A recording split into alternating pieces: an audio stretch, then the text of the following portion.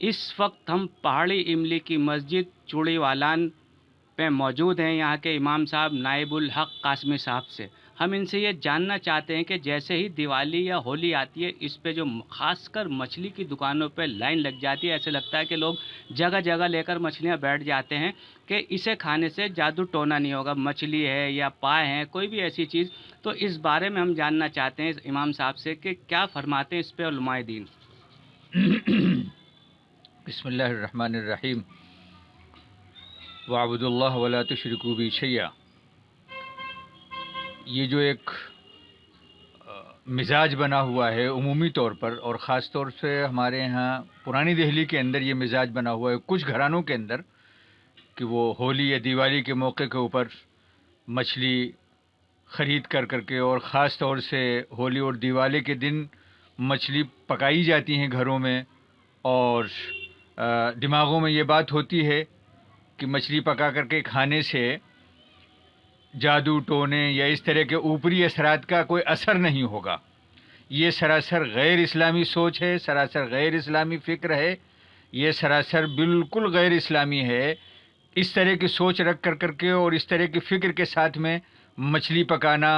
یا اور بھی کوئی ایسی چیز پکا کر کے اور کھانا، اور یہ سوچنا کہ اس کے ذریعے سے ہمارے اوپر جادو ٹونے وغیرہ کا اثر نہیں ہوگا، یہ سراسر غیر اسلامی ہے۔ اسلام میں اس کی کوئی گنجائش نہیں ہے۔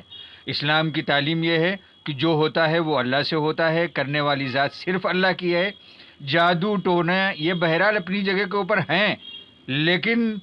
مچھلی وغیرہ کو مادھیم بنا کر کے اور مچھلی وغیرہ کھا کر کے اور ان کے اثرات کو ختم کرنا اور یہ فکر کرنا اور یہ تصور کرنا، یہ سراسر غیر اسلامی ہے۔ اس وجہ سے میں سب سے عرض کرتا ہوں کہ ہمارے یہاں پرانی دہلی کے اندر اگر اس طرح کو کچھ لوگوں کا مزاج ہے کہ وہ خاص طور سے اس دن مچھلی وغیرہ خرید کر کے کھاتے ہیں اور یہ سوچتے ہیں کہ اس کے ذریعے سے جادو ٹونے کا اثر نہیں ہوگا، یہ سراسر غیر اسلامی ہے۔ یہ سوچ کر کے کھانا اور یہ سوچ کر کے پکانا یہ قطعاً غیر اسلامی چیز ہے، یہ ایسا نہیں کرنا چاہیے، شریعت میں اس کی کوئی گنجائش نہیں ہے۔ ایسا ہوتا ہے، آپ احتیاط رکھیں، چورائے نہ لانگیں، اس طرح کی باتیں، اپنے آپ کو پاک رکھیں، تو یہ ایک بہتر طریقہ، نہ کہ ہم مچھلی کھائیں گے تو ہم پر جادو ٹونا اثر نہیں کرے۔ اگر وہ کوئی ایسی چیز ہے کہ جہاں پر کچھ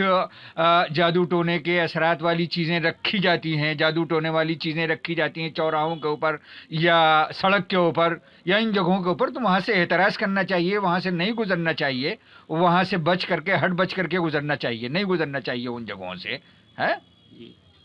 تو یہ تھے ہمارے ساتھ امام صاحب، انہوں نے آپ کتنی اچھی بات بتائی ہے کہ ایسا شرعی بالکل بھی کچھ نہیں ہے کہ اس دن مچھلی کھانے سے جادو ٹونا برحق ہے، لیکن اس سے بچنا چاہیے کہ مچھلی کھائیں، یہ بالکل غیر شرعن ہے، اس میں اسلام اس بات کی جانب نہیں رہتا، اور جو لوگ یہ چیزیں کرتے ہیں وہ بالکل نہ کریں۔ ہمارے ساتھ اس وقت ایک سماجی کارکن ناصر خان جڑے ہوئے ہیں، ہم ان سے جاننا چاہتے ہیں کہ ان کا اس بارے میں کیا کہنا ہے۔ جیسا کہ ابھی امام صاحب نے عرض کیا، غیر شرعی باتیں ہیں اور غیر شرعی باتیں، ان سے ہمیں پرہیز کرنا چاہیے، پاک رہنا چاہیے، نماز کی پابندی کریں۔ انشاءاللہ ایسا کوئی بھی عمل نہیں ہے جو پاک نماز کے علاوہ ہو۔ آپ کو اللہ کو ماننا چاہیے، اللہ نے فرمایا جو کام ہوگا اللہ کے حکم سے ہوگا، وہی ہونا ہے۔ ہمیں نماز کی پابندی پاکی سے کرنا چاہیے۔ امام صاحب نے جیسا عرض کیا کہ ایسی کوئی جگہ ہے جہاں پر ایسی کچھ چیزیں رکھی ہوئی ہیں، ان سے اعتراض کرنا چاہیے، ان سے بچ کے نکلنا چاہیے، اور ہمیں نماز کی پابندی